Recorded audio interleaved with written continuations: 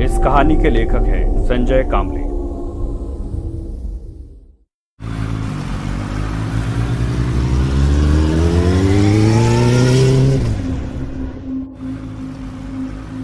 बहुत रात हो गई थी। नील बाइक से अपने घर जाने के लिए निकला। कुछ दिनों पहले ही उसे ये नई नौकरी लगी थी। कभी डे शिफ्ट कभी नाइट शिफ्ट करके वो बहुत थक जाता था। रात के करीब 1 बजे नील ऑफिस से निकला था। नाइट शिफ्ट से निकले बहुत सारे लोग उसे हाईवे की तरफ जाते हुए दिखे। नील भी उनमें शामिल हो गया, लेकिन हाईवे से उनके रास्ते अलग हो गए। सब लोग अपने अपने रास्ते चले गए। वो भी बाइक पर से निकला। कुछ ही देर में नील हाईवे पर आया। रात बहुत हो गई थी, इसलिए ट्रैफिक भी बहुत कम था। उसे अपने स्पीड में बिल्कुल कंट्रोल नहीं था। कभी कभार ही उसे सामने से कोई कार आती दिखती थी या फिर ओवरटेक करती थी।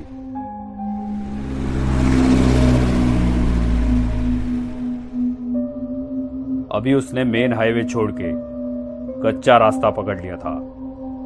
वो रास्ता और भी सुनसान था। अभी बाइक के हेडलाइट में सिर्फ काला रास्ता दिख रहा था, बिल्कुल एक काले सांप की तरह।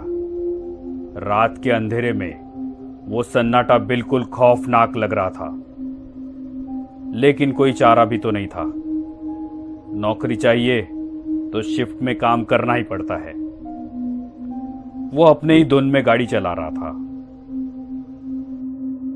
रास्ता सुनसान होने के कारण नील रास्ते के बीच से गाड़ी चला रहा था।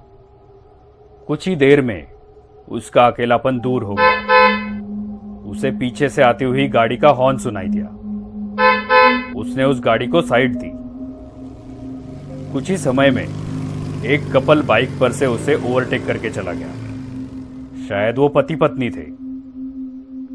लेकिन एक बात नील के ध्यान में आई कि पीछे बैठी हुई औरत ने साड़ी पहनी थी और उसका पल्लू पीछे वाले पहिए से बिल्कुल नजदीक था। हवा के झोंके से वो कभी भी बाइक के पहिए में अटक सकता था, और अगर वो पल्लू अटक गया तो पता नहीं क्या अनर्थ हो सकता था। नील ने बाइक का स्पीड बढ़ाया और उस बाइक को ओवरटेक करते हुए कहा, बहन जी, आपका पल्लू पहिए में अटक सकता है। ऐसा कह के नील आगे निकल गया। नील के मन को एक राहत मिली कि मैंने किसी